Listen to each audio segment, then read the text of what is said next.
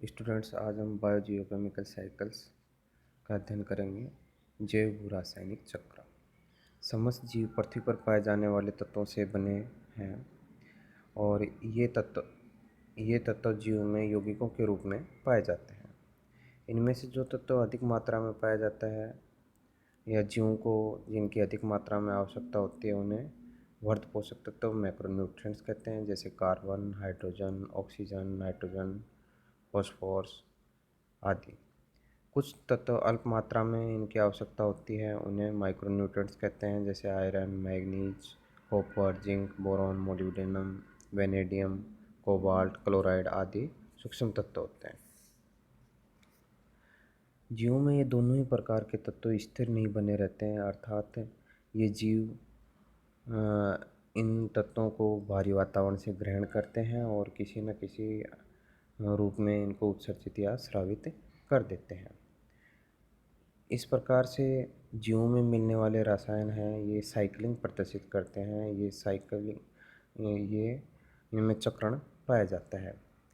इस चक्रण में कोई तत्व या यौगिक जीवों से निकल करके भू रासायनिक वातावरण, जियोकेमिकल एनवायरनमेंट या एटमॉस्फेयर तथा स्थलमंडल से गुजरता हुआ पुनः बायोस्फीयर में शामिल हो जाता है। रसायनों के जैव तथा भूमंडल के चक्रण को ही जैव भू रासायनिक चक्र या बायोजियोकेमिकल साइकिल कहते हैं। और इस प्रकार से चक्रण से पदार्थ पुनः क्या हो जाते हैं, वायुमंडल में मिल जाते हैं।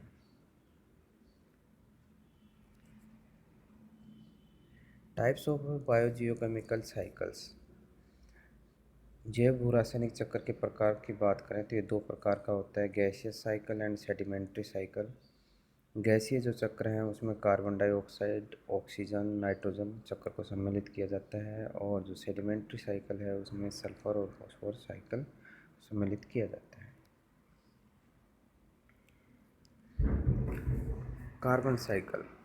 आज हम कार्बन साइकिल का अध्ययन करेंगे। इसके अंदर गैसियस साइकिल है कार्बन साइकिल। जैसा कि हमें सभी को पता है कि जो वातावरण है उसमें कार्बन डाइऑक्साइड की मात्रा 0.03% होती है, और ये कार्बन डाइऑक्साइड ही है कार्बन का एक मुख्य स्रोत होता है।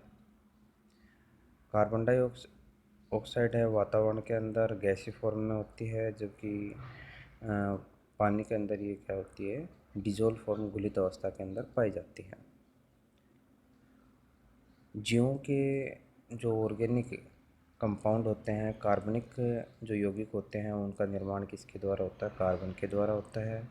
और लगभग 49% जो ड्राइवेट है ऑर्गेनिज्म का, वो इस कार्बन की वजह से ही पाया जाता है। कार्बन डाइऑक्साइड सर्वप्रथम जो कि वातावरण में पाई जाती है, इसको फोटोसिंथेसिस के द्वारा, प्लांट्स के द्वारा ग्रहण किया जाता है, और इस फोटोसिंथेसिस की क्रिया के द्वारा प्लांट्स में इसको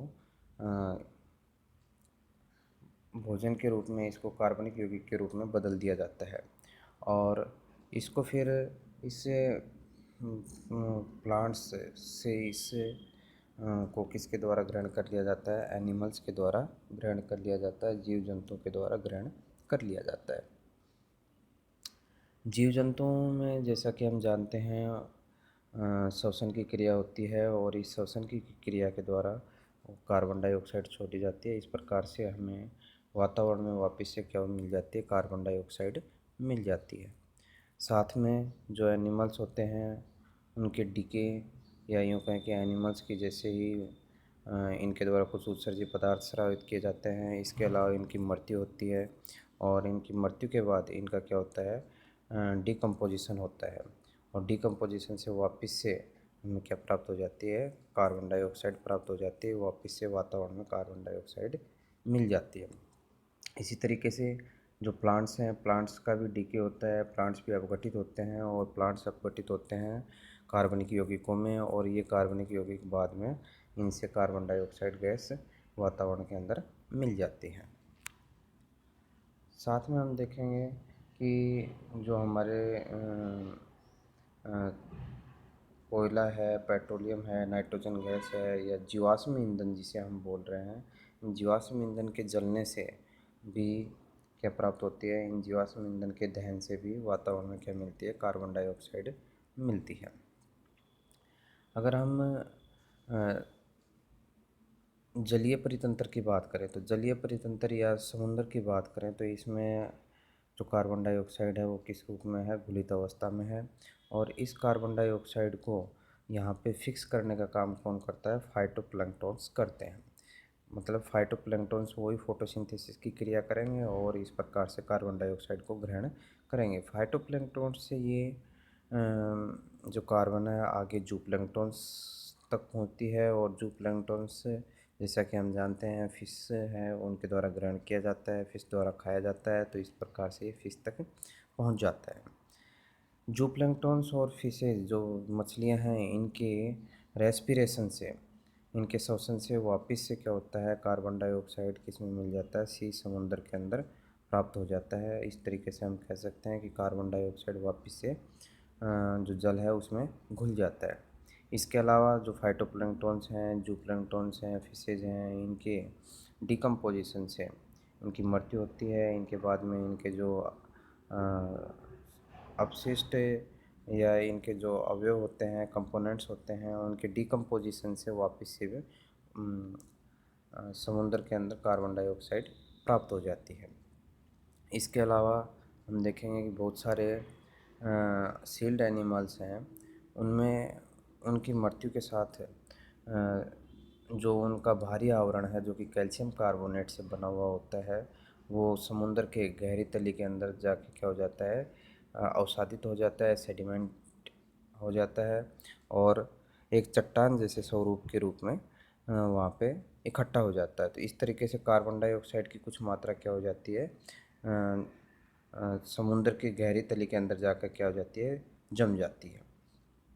तो इस तरीके से हम देखेंगे कि जो कार्बन है उससे की साइक्लिंग है, ये कार्बन डाइऑक्साइड जो गैस है उसके फॉर्म में हो रही है कि प्लांट से प्रारंभ हुई और प्लांट से होते हुए एनिमल्स और एनिमल से होते हुए वापस एटमॉस्फेयर। इसी तरीके से हम देखेंगे कि यहाँ जो जलीय वातावरण है, जलीय वातावरण में भी फाइटोप्लैंक्टन, जूप्लैंक्टन, फिश और इनसे वापस सी समुद्र के जो जल है उसके अंदर घुलित अवस्था में प्राप्त हो जाती है। तो कार्बन का क्या होता रहता है, एक चक्रण होता रहता है और कार्बन वापस से हमें वातावरण में मिल जाती है और इस प्रकार से कार्बन की मात्रा है वातावरण में 0.03% बनी रहती है।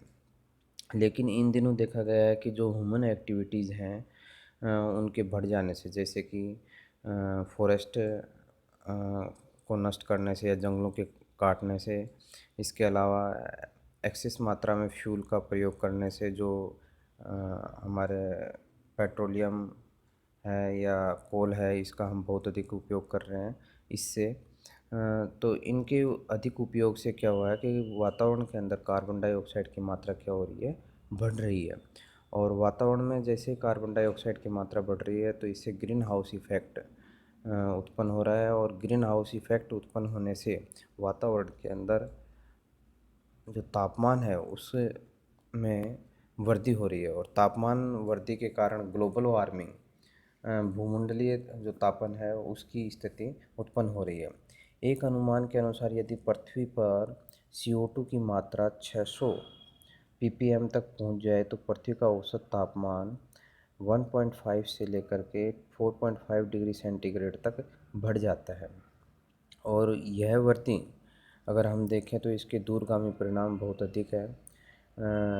इससे टेम्परेचर की वृद्धि के साथ ही जो बर्फीली पहाड़ियाँ हैं, ऊंचे स्थानों पे बर्फ़ है वो क्या होती है, पिघलना प्रारंभ हो जाएंगी, जिससे कि वातावरण में, जैसा कि हम देखेंगे नदी और समुद्र हैं, इनमें जल स्तर क्या हो जाएगा, बढ़ जाएगा। तो इस तरीके से कार्बन डाइऑक्साइड की अधिक मात्रा बढ़ने से क्या होता है, ग्लोबल वार्मिंग जैसे प्रभाव भी उत्पन्न हो रहे हैं।